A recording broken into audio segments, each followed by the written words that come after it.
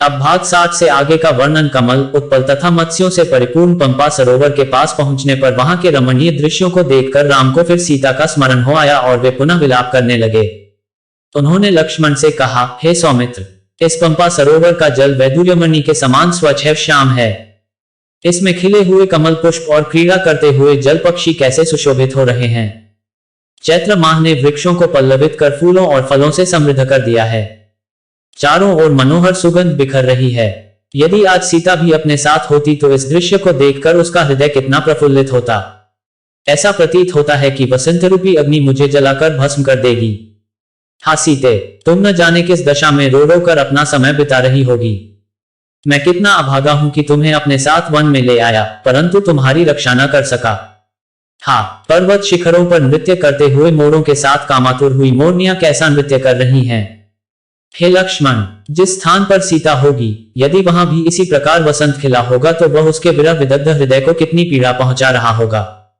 वह अवश्य ही मेरे वियोग में रो रो कर अपने प्राण दे रही होगी। मैं जानता हूं, वह मेरे बिना पानी से बाहर निकली हुई मछली की भांति तड़प रही होगी। उसकी वही दशा हो रही होगी जो आज मेरी हो रही है, अपितु मुझसे अधिक ही होगी, क्योंकि स्त्रियां पुरुषों से अधिक भावुक और कोमल होती हैं। ये संपूर्ण दृश्य इतना मनोरम है कि यदि सीता मेरे साथ होती तो इस स्थान को छोड़कर मैं कभी अयोध्या न जाता, सदैव उसके साथ यही रमण करता। किंतु ये तो मेरा स्वप्न मात्र है। आज तो यह अभागा प्यारी सीता के वियोग में वनों में मारा मारा फिर रहा है। जिस सीता ने मेरे लिए महलों के सुखों का परित्याग किया, मैं उसी की वन में रक्षा नहीं कर सका। मैं कैसे ये जीवन धारण करूं? मैं अयोध्या जाकर किसी को क्या बताऊंगा? माता कौशल्या को क्या उत्तर दूंगा? मुझे कुछ सुझाई नहीं देता। मैं इस विपत्ति के पहाड़ के नीचे दबा जा रहा हूं। मुझे इस विपत्ति से छुटकारे का कोई उपाय नहीं सूझ रहा है। मैं यहीं पंपासर में डूबकर अपने प्राण दे दूंगा। भाई लक्ष्मण, तुम अभी अयोध्या लौट जाओ। मैं अब जनकनंदिनी सीता के बिना जीवित नहीं रह सकता। बड़े भाई की यह दशा देखकर लक्ष्मण बोले, हे पुरुषोत्तम राम, आप शोक न करें। हे तात रघुनंदन, आप यदि रावण पाताल में या उससे भी अधिक दूर चला जाए तो भी वह किसी भी तरह से जीवित नहीं रह सकता। आप पहले उस पापी राक्षस का पता लगाइए, फिर वह सीता को वापस करेगा या अपने प्राणों से हाथ धो बैठेगा। आप तो अत्यंत धैर्यवान पुरुष हैं।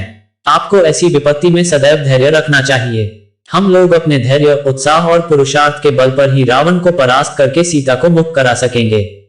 आप धैर्य धारण करें। लक्ष्मण के इस प्रकार से समझाने पर अत्यंत संतप्त राम ने शोक और मोह का परित्याग करके धैर्य धारण किया।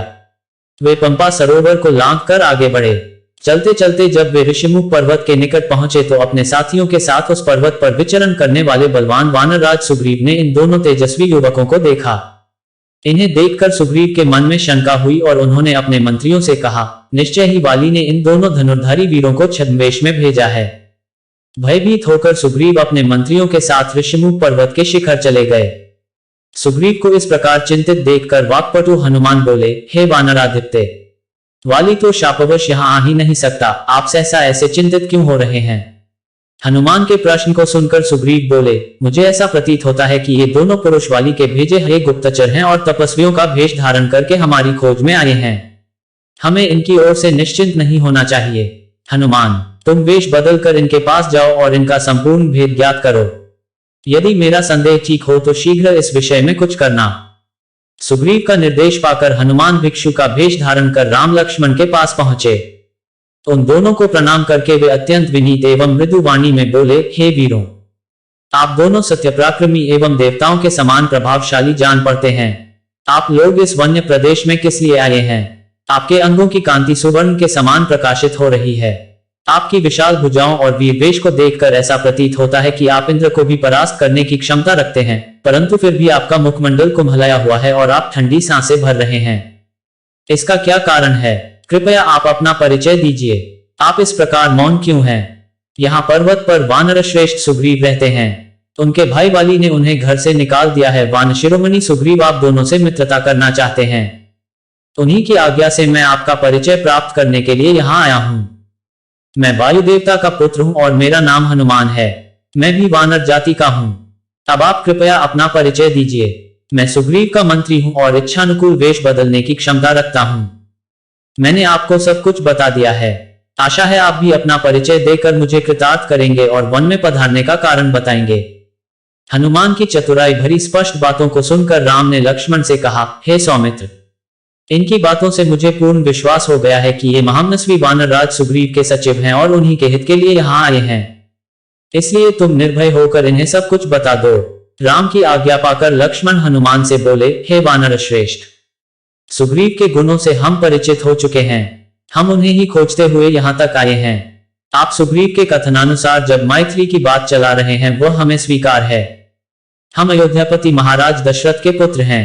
ये श्री रामचंद्र जी उनके ज्येष्ठ पुत्र और मैं इनका छोटा भाई लक्ष्मण हूँ।